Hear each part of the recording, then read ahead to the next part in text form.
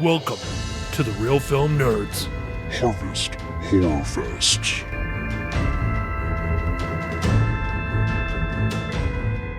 Welcome, Real Film Nerds faithful. This is the last installment of the Harvest Horror Fest. This is our fun little segment where we're going through Friday the 13th, Part 3. We kind of, Matt signed me up for this, three Harvest Horror Fests ago to do a different Friday the 13th every Harvest Horror Fest, and since there's like 40 of them, we still got many to go. So I am your host, Mike Talent, and with me, as usual, is Matt. How's everything going today, Matt? Good, Mike. And you know the whole reason why we signed up for this is because I got the whole thing, like the 8-part series, on sale for, I don't know, it was like $10 or $15 several years ago. And, they always do it when there's a Friday the 13th, like, calendar day. And they put it on sale for sometimes $13 because Friday the 13th. And so I jumped on it. And, I like the original one. I can't say so much for the other ones. So, Mike, let's go ahead and roll in. Do the Friday the 13th Part 3. Yeah. Woo! Okay. So, Friday the 13th, Part 3, Matt. My first impressions are this is a very gimmicky movie, and it was just more of the kind of the same, but they wanted to figure out something to do that would entice the audience to come back after the first two movies. And so they decided to go to something that they hadn't done for a while at Paramount Pictures, which was 3D. So this movie has a lot of kind of random scenes with things just kind of going at the camera to support 3D. Yes. I don't know what to, yeah, there's lots of different things. I mean, I don't want to spoil it for our faithful listeners that haven't watched this 40-year-old movie, but there's lots of random things that get pointed at the screen, thrown at the screen, trying to just random. Like the very first one, it's not much of a spoiler. There's a pole on literally a laundry line, and that's like your first introduction to the 3D of, whoa, it's ridiculous. It's laundry. Yeah, it was obviously it was a gimmick, and you know what? The movie, it worked for this movie because the movie had a budget of about, I think, $4 million, and it grossed $36 million, or 37, yeah. And that was great, but one thing it did cause was a little bit of a headache for Paramount because they had to make sure all the projectionists and everything had all the right equipment to project the 3D, which wasn't as universal as it is now. And so they had to set up a support line and give the guys some training, the projectionists, and so they likely ended up paying a little bit more, but nobody's quite sure how much that ended up being. But some people estimate that it was another like $2 or $3 million. But still, out of $37 million, that's still a pretty good profit from like either $4 to $8 million. That's still good profit, Matt. You would like that, right? I'd make do. I could make do. Yeah, it's a livable wage. Okay, Mike, so what about the breakdown? Would you like me to do that for you, sir? Yeah. Why don't you run into that before we get into some of the more interesting things about this movie? Yes, sir. Right away, sir. So Friday the 13th, Part 3, as we said, is 40 years old. It was filmed or released in 1982. It's directed by Steve Miner. It's written by Martin Kittrosser, Carol Watson, Victor Miller, Ron Kurls, and Sean S. Cunningham. It stars Terry Ballard, Richard Brooker, Gloria Charles, Ann Gabus, Rachel Howard, David Katmus, Dana Kimmel, Paul Krotka, and Sherry Magans, Maugans. I don't know. I probably butchered that. I think that's all the main characters, all of them. Pretty sure. Yeah, I think that is. You could tell because they all have literally like one name. They don't even get last names. That's how much people care about them in this film is, yeah, you're playing Rick. It's not Rick Smith or Rick Richards or something. It's just Rick. You're just murder fodder.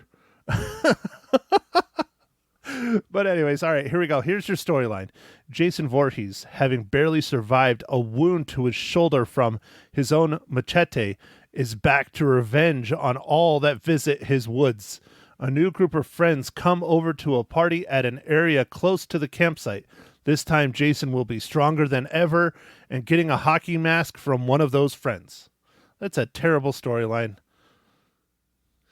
Yeah, that's not the best. It's not the best. Well, it's better than the one that is provided. It says Jason Voorhees stalks a group of friends who just arrived to spend the weekend at a cabin near Crystal Lake. Right. That is better. Yeah, they're both just terrible. But anyways, all right, Mike, so there you go. There's the rundown for Friday the 13th part Trace. All right, Matt. I think it will be hard for us to talk about this movie without spoilers and stuff. So I'm just going to ask you right now, Matt, what are you drinking? Well, Mike, thank you for asking. I am keeping it going. Last Harvest Horror Fest, last Harvest style beer. It's not my last one. I still have another 12-pack. I am drinking another Sam Adams Oktoberfest, kind sir. Oh, those are fantastic. Man, really like those this time of year. Dude, it's the only time I can get them, and it's one of my favorite beers. Yeah, so I am drinking a Pumpkinhead from Shipyard. It's another kind of classic pumpkin. This one's available all over the place, and it's pretty tasty, man. Okay, Mike, so speaking about pumpkins, that doesn't work. Or heads. How about heads? Yeah, heads are going to roll. There we go. Mike, what is today's absolutely amazing, stupendous, scrumdiddlyumptious dad joke? I got dad jokes. I don't think they understand, though. Gotta think I'm funny. Other people never laugh, though. Dad jokes. What would happen if Americans switched from pounds to kilos overnight? We would all weigh a whole lot more. There would be mass confusion. Okay. All right. That's pretty bad. You get it? You get it? Mass? Oh, yeah. Kilograms and pounds, yeah. Mm-hmm. Yep. I think mine works better. All right, Mike, this might be a hard one, but with the 3D involved, maybe it wasn't too difficult. Mike, how does Friday the 13th part Trace relate to the Marvel Cinematic Universe?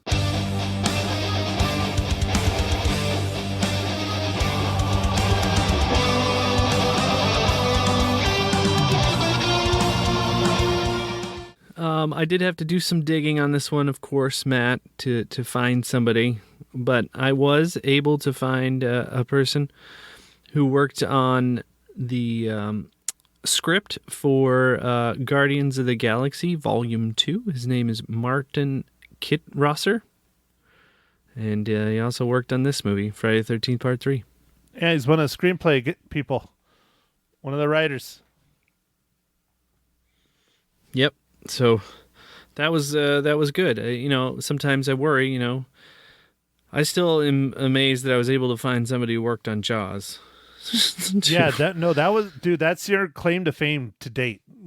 This is pretty close though. I mean, 1982. It's pretty solid. Oh, Halloween, didn't we get someone on the original Halloween too? Yeah, we did. Yeah. Well, that one probably isn't too tough because there's a lot of makeup and things like that, costuming. Yeah. All right, Matt. So I guess with spoilers allowed now for anyone who's wondering, what we think of the movie, man, I love a lot of these movies, but this one's just not great. It's got terrible acting. The script is like half of the script is someone just asking, "Jimmy, where are you? Jimmy, where are you?" Like that's like half the script, like or whatever they're. I don't remember all their characters' names, but like, Ricky, where are you? Like, Andy. Yeah, Andy was the big one. I remember that one. She was asking for Andy for like 25 minutes. Yeah, like it's just I don't know. That was terrible. I did like some of the classic horror tropes in it, Matt, like the Harbinger. That was cool. All right, Mike. So we're going to differ a little bit on this. This movie is not great. That is definitely true. But that's what makes it so great, is that it is so terrible, because this is the Friday the 13th that when people think of Friday the 13th, this is the start of that era with the hockey mask, with the machete, with Jason. I mean, you actually see Jason's face multiple times. The only killer for me on this is that clearly they did not film this at Camp Crystal Lake, which sucks. They filmed it, I don't know, somewhere with a river. I don't know. It doesn't even look like the Northeast where the original films took place, the first two. But this movie is just, it's bad, but it's good bad because it's just silly. You know, it's lots of murdering, lots of hardcore, deaths. The thing that I'm most upset about, though, is that you like to harken on our 3 Bs. You got boobs, you got blood, and you got beasts. We got the blood and we got the beasts, and we barely get boobs. And there's even a shower scene, and you barely get boobs. And this is an 82 film. Yeah, it's like side boob. It's like it's not that great. No, there should be boobs all over the place. I mean, one of the chicks is in a bikini, and she's pretty smoking cute, and you don't even nothing. Again, Mike, this is one of the worst Harvest Horror Fests ever because there's no boobs. I guess that's true, man. None of these movies had boobs. Ah, man. So Matt, just to talk about the location, yeah, this movie was filmed in California, and they built the house, the barn, and the lake on location, and the man-made lake wasn't properly sealed, and subsequently the water drained into the soil during the first week of filming. Well, that would do it. I mean, that's why it doesn't look like the Northeast either. Yeah. So I guess it's bad, but I didn't feel like it was bad good. I don't know. You just think it's bad? I think it was bad good. Okay, all right. I mean, but you did bring out a key point. This is the point where someone decided to give him a hockey mask, or he takes it from one of the characters in this movie, and then that has become the very iconic, super recognizable Jason Voorhees. Like, that is like the Friday the 13th. So they contributed to the series by doing that, because I mean, now it's like you can't, like, if he was just wearing his little sack like he was in number 2, no one would know who he was. But this is such a, I don't know, like, it became so branded, I guess, after that. Well, another one there's a few things I don't get that make it really just not good. There's a lot of things that make it not good, but the motorcycle gang, like, that was really random. Oh, yeah, I was going to bring that up. I'm glad you talked about that, Matt. Yeah, dude, it's super, like, stereotypy, right? Like, why does a motorcycle gang have to be, like, bad people? Like, I don't know, man. And then, like, just the random, like, pretty much assault, like, inside of the convenience store, and the convenience person doesn't even say anything. Yeah, they're screwing up the store, and they're just, like, hanging out. It's like, really, they're destroying your store, but you're okay with the motorcycle gang doing that. And then the typical, they're trying to escape, and he hits the motorcycles over. That really ticks them off. I don't know. I don't understand why they were in there, because they get murdered, like, right off the bat. Like, they go to the cabin or the camp or whatever the hell you want to call it, where our other cannon fodder is staying, and the motorcycle people just get murdered like right off the bat. Except for the one guy, it looks like he gets murdered, and then he's the savior at the end, which is fucking ridiculous. Yeah. I don't know. It was super random, Matt, but like, so after they had that tussle where like the motorcycle gang guy breaks the windows of the VW, and like they end up hitting his bike again for like a second time and drives off, right? They decide, oh, we're going to get him back. We're going to take all of their gas from their vehicle and then burn down their barn. Like, what? Yeah, and that, that's just foreshadowing, because of course she's going to run out of gas as she tries to run away.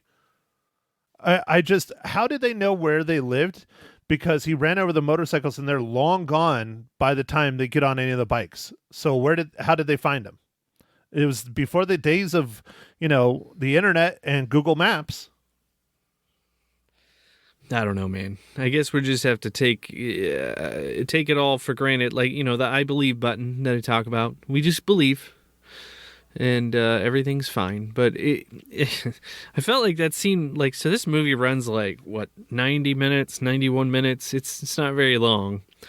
And I feel like that scene with the motorcycle was to give you more, because they knew it was going to be under like 80 minutes otherwise. It's an hour and 35 minutes. So that's 95. Yeah, so they knew that if they didn't have that scene there, that's like, 10 minutes? Oh, yeah, at least, yeah. Especially with the added on, Jason murdering all the motorcycle people. Yeah, if they didn't have that scene, or those, I guess, 2 scenes, we were looking at like an 80-minute movie, and like that's not like feature length, like it's like too short. And so maybe that's just why they did it. I don't know, man. But like I didn't even think, like, you're right, there's some decent kills in this, but I didn't think they were too creative in some of their kills. I mean, I guess the spear gun was kind of cool, and then it also tied into the 3D, with the girl in the lake, like, hey, you're not Andy. But why the hell would you have a spear gun at a lake? Okay, so I have no idea either, Matt, but like, totally ridiculous. But also, spear gun, I don't think it would fly very well in the air, because they're meant for water, and like it's like a rubber band. But anyway, it's fine, whatever. Right, because I can get into the aerodynamics of it. There's no wings, there's nothing directionally on it. So it's more almost like a dart gun, and the weight would probably cause it to fall. There's no rifling, so it's not going to spin. It's just probably going to go, in an arc. It'll be like, but hey, whatever. It went right through someone's eyeball. So that was pretty cool. And it came right at the camera, which I wish I had 3D. I would have enjoyed this in 3D. Yeah. I do admit that this was probably kind of fun to watch in 3D, because it's just kind of ridiculous. Like, every once in a while, there's just like a random thing like flying at the camera. Well, I have to say, one thing I think that would have helped this movie a lot if they would have fleshed out the characters a little bit more, because honestly, I don't give a shit when they start dying. I really don't care. Like in the first Friday the 13th, you care because you know what's going on and what the purpose is and why they're doing that. This is just a bunch of people that I think know each other, but don't know each other, but do. And they all go to a cabin to basically bone, and none of them bone, and none of them get married. They all just get, not married, none of them get naked. They all just get murdered. And they don't even get last names. You're right, man. The character development is very bad. Like, we got one character who I guess is a goof off. We don't know any reason why. Well, he makes it seem like because he thinks he's ugly, so that's the only way he can get chicks is to be an asshole and try and be goofy at the same time, and it doesn't work. Yeah. And then there's another chick who's like obviously got something going on, because she like just sits outside and like ponders life, and like her mom wasn't going to let her go on the trip, and then she comes on the trip. But that's it. We know nothing else about her. And then there's the two that are in a relationship, and I think the one is pregnant. I don't know. Like, it was real weird. And then there's the two pothead people Yeah, Like, the two it's just like hippie stoners. Yeah. Yeah, it's just like random. And then there's the two that are like, they had a relationship, but they don't have a relationship. And like, she's all messed up from like another camping trip that you find out about midway through the movie. And you're like, what? Well, and that bothers me because I think if they would have made her a character like the survivor from like the first or second movie, and here she is again in the third movie, and this shit's happening again, then it would have made a little bit more sense. But they have to show you and give you the backstory of, oh, well, she went camping at Camp Crystal Lake at one point in her past, and Jason stumbled upon her 3 years ago or 4 years ago and tried to kill her, and she ran away and got away, but it was no big deal. And it's like, no, it should have been something else. But I don't know. I still stand by it. I think this is bad good. Okay, all right. This woman who's had this trauma, like, she's like, oh yeah, and my parents won't talk about it. I'm like, so you just like disappeared all night, had this crazy shit happen, and everyone's like, well, you're back. Look good to me. Yeah, it's Like, it's strange. Mike, did you ever play the Friday the 13th online video game? maybe I did. I attempted to play it a few times on my Xbox One. I think it's still going. I still have a copy of it. I bought a physical copy of it. I think it was like $15. But basically, there's no single player component. It's all online. And you either get lucky and get to be Jason, or you get to be one of these campers. And the whole video game is mostly based on Friday the 13th Part 3. And they have the names of all the people, and the murders all happen in the same. It's a hodgepodge of all the films to a degree, but it's mostly influenced by this film. And it's just kind of interesting to go back and watch the movie again and refresh all this after playing the game. I haven't played the game in probably a year. If you're not good at it, it's not a whole lot of fun to play because you just get murdered like right off the bat by Jason. But if you get the random lucky number and you get to be Jason, then it's a whole lot of fun. But they have the VW in there, they have the van, they have a bunch of different ways to escape, and if you escape before Jason kills you, you win.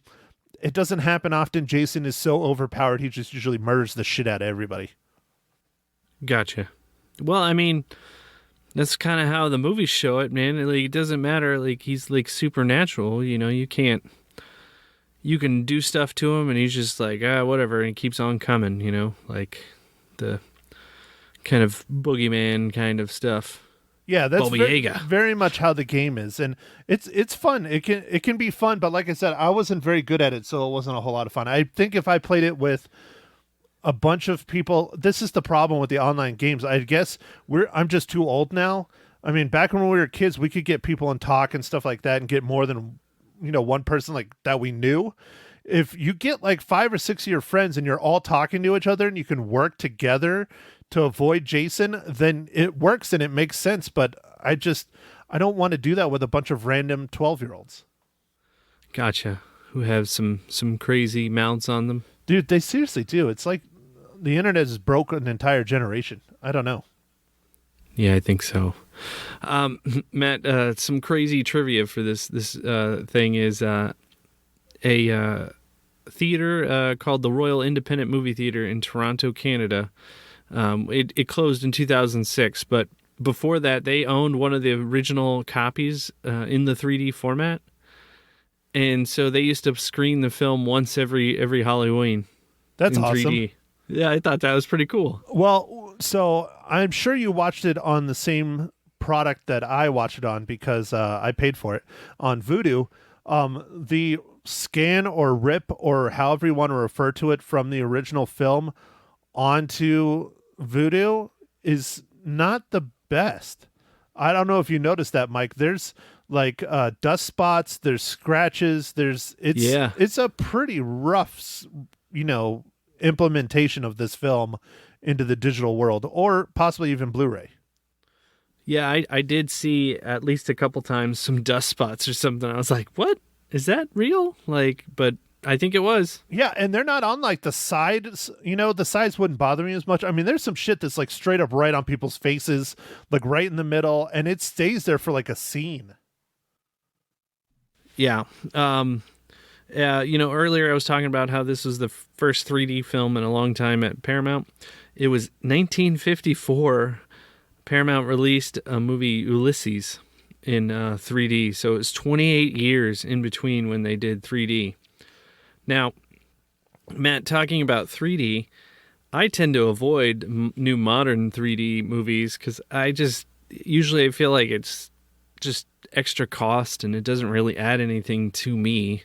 What are your feelings about 3D? The exact same thing. I gave in like everyone else when the first Avatar came out, because I have to say the first now because the second one is actually coming out.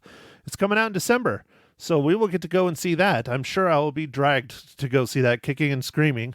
Not by you, Mike, but by someone else that I am close to once a week. Anyways, I'm sure I will be forced to go see that because she loves the original Avatar, not so much the story, but she loves the world and the animals and the creatures and all that shit.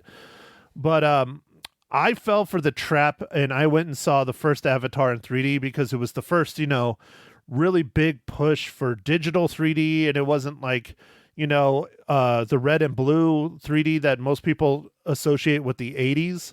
It's more like, God, this will show my age, but Captain EO 3D from Disneyland, or Disney World.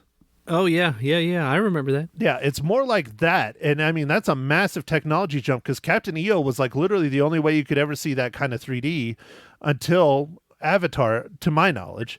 And so I gave in and I went and watched it. And honestly, it was cool, but I don't think it was worth double the ticket price. I really don't. And I don't think it really added anything to the movie. It was just kind of a gimmick for me.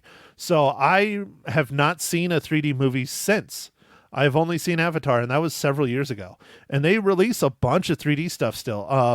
The Harkins Theater here that I frequent in Prescott Valley, their smaller theaters typically are their 3D theaters. And I don't go unless there's something that really, really warrants it. I mean, I don't know. Mike, when was the last time you saw a 3D movie in the theaters? Man, I'm trying to think about it actually right now. It was probably just something that I couldn't, the times, with my busy schedule, sometimes I'll go watch a movie that's 3D if it's like at the wrong time or whatever, but I can't think of anything off the top of my head that I watched in 3D. I'm pretty sure it was a Marvel movie, some sort of Marvel. I haven't seen any of the Marvel movies in 3D. I have no desire. I just don't. And what's funny is, I have really bad motion sickness, which reminds me I need to go to the store and get Dramamine for my trip here coming up on vacation, or else I'm going to be really, really in pain or lots of colorful weight loss. How's that? You're going to feed the fishes, man. I'll feed lots of fishies. But yeah, I need to get some freaking Dramamine. I got to remember that. I have some, but it's old. It's like 10 years old, I think. Oh no, you should get some new stuff just to make sure that its efficacy is on point. Oh yeah, but being someone that has horrible motion sickness, 3D doesn't really bother me when I watch it. Again, it's been several years, but I just don't think it's worth the expense. I don't think it's worth the experience. Maybe I should go do it again, watch something that I really, really am intrigued by in 3D, but I don't know, man. Maybe I'll give it a shot again, but no, not my forte, not worth the money. Matt, one thing interesting with these Friday the 13th movies that I meant to bring up earlier was they tend to have kind of a recap of the last movie's ending. I like that. I'll be honest. I like that. They did that on the start of this. They did it on the start of the second one, and obviously not the first one. But yeah, I like it. It's kind of like, hey, guess what? We're doing another one of these. Oh, by the way, this is how many people we murdered in the last one, and this is how it ended. Yeah, I think that's kind of different, and I don't know if anyone would ever do that nowadays, but that was an interesting way of maybe reminding the audience, hey, because I think these movies are all a year apart. It's like when the first one came out to this one, I think it was like 1980, 81, and 82. So it's like they just, started cranking them out. Kind of like when the Saw movies became real big. It was like one every year for like, I don't know, 7-8 years. I don't know. Hold on. Let me click on my IMDb link and I can take a look. So yeah, Friday the 13th Part 2 came out in 81. And the original came out in 80. So yeah, you're right. They cranked them out every freaking year. Interesting. Because 1 and 2 are very different than the rest of the series, in my opinion. Yeah, I think this is where it starts changing to be, I guess, the more focused on the bad good of just lots of kills and more creative kills, and these people really need to stop coming to Crystal Lake. I mean, come on. Like, there should be a sign posted or something. What's interesting, I'm just going back a little bit here on the IMDb's, a couple back. Sean S. Cunningham was involved in the first 3. He was the director/writer of the original, and then he has writing credits on 2 and 3. So clearly the guy that created this whole universe, this was involved, and maybe this was his vision, or maybe he was just cashing paychecks. I don't know. Well, I mean, it worked. I feel like the original Friday the 13th had such a low budget and made so much money that it became one of the more profitable movies, like ever. It's pretty crazy. And I remember the promotional video for that was just like Friday the 13th breaking through some glass or something. Like, what does that mean? They're like, yeah, we don't know yet either. Well, Mike, I have to say, I know you don't like this movie or you don't think it's great, but I think our listeners should go and watch this because this is a classic horror film. It's the original's way, way, way, way better, but this is the start of Jason as you think and know him today. And so I think it's well worth a watch, even though it's bad. It's not a great film. The acting is crap. Everything is just goofy as shit. The 3D obviously doesn't work, but I like it, man. I like it. It's good, bad for me. I'm sorry. It's good, bad, Mike. That's okay, Matt. That's okay. We're going to have to figure out for next year whether we do the new updated Friday the 13th, which is kind of a combination of these first 3 movies, or if we continue down the path of just doing the series. And then when we do the series, we have to figure out what's in the series, because it's a little confusion on that. Like series as in like TV show? There's a TV show? No. Like, so I think what you got on your streaming service is 1 through 8, but there's like a 10, and there's Freddy versus Jason, and there's other movies. So I'm not sure, because one of them's like Jason in space, and it is as ridiculous as you can be. That's the one I'm most excited about. Yeah, like that one was bad. That one's bad. Had some cool kill in it, though. I remember one really cool kill. So anyway, Mike, you're the harbinger of the Harvest Horror Fest, so it is completely up to you which way we go, because this is your baby. That first year we did it 5 years ago, if you can believe that, Mike. Our very first year of the podcast, we kicked off the Harvest Horror Fest. Or you kicked it off. It's your baby. This is what you love to do. You're passionate about horror. It's all up to you, my friend. Everything else, I take care of. But the Harvest Horror Fest, this 1 month is all on you, except for posting it and editing it and putting it on the socials and, the usual. But you pick. All right? All right, man. Well, I don't know yet, so I guess we'll just have to figure it out for next year. You got 11 months to figure it out, Mike. But everyone, thank you for sticking out another Harvest Horror.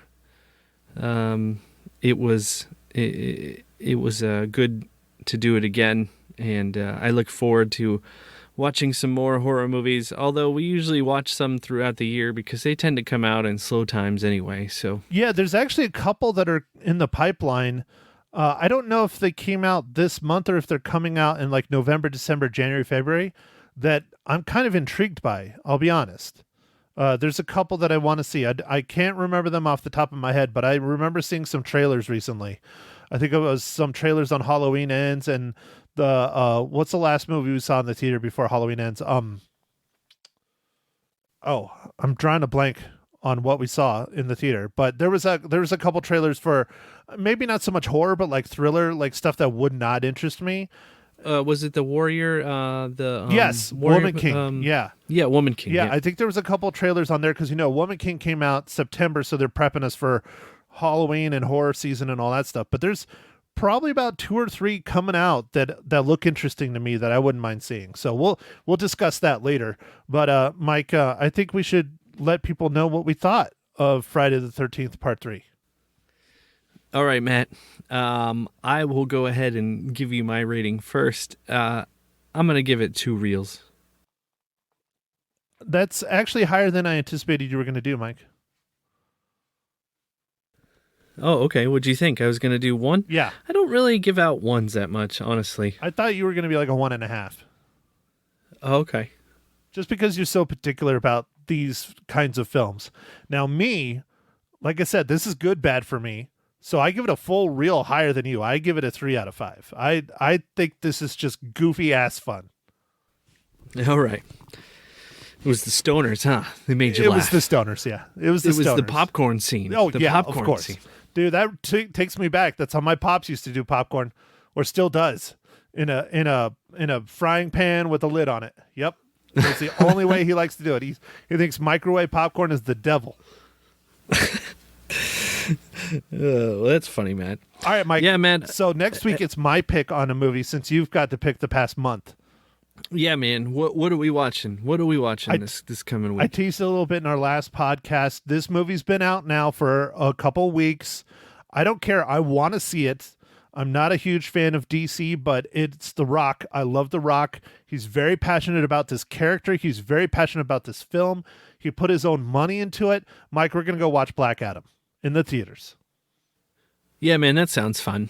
That's a good movie theater type movie, and the theaters could use some help. So we're gonna give them some of our hard-earned dollars.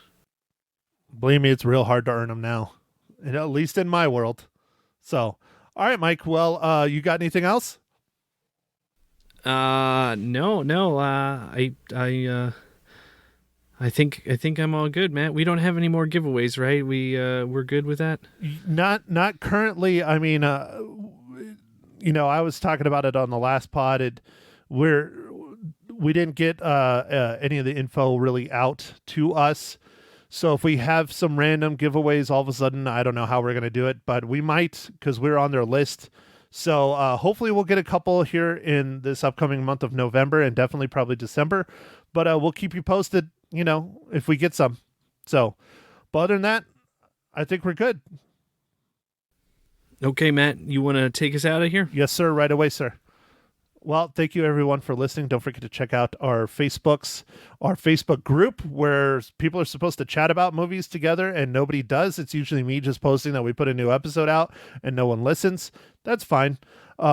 We have the Twitters at Real Film Nerds. We have Instagram at Real Film Nerds. We don't do any other socials. We have those 3. That's plenty.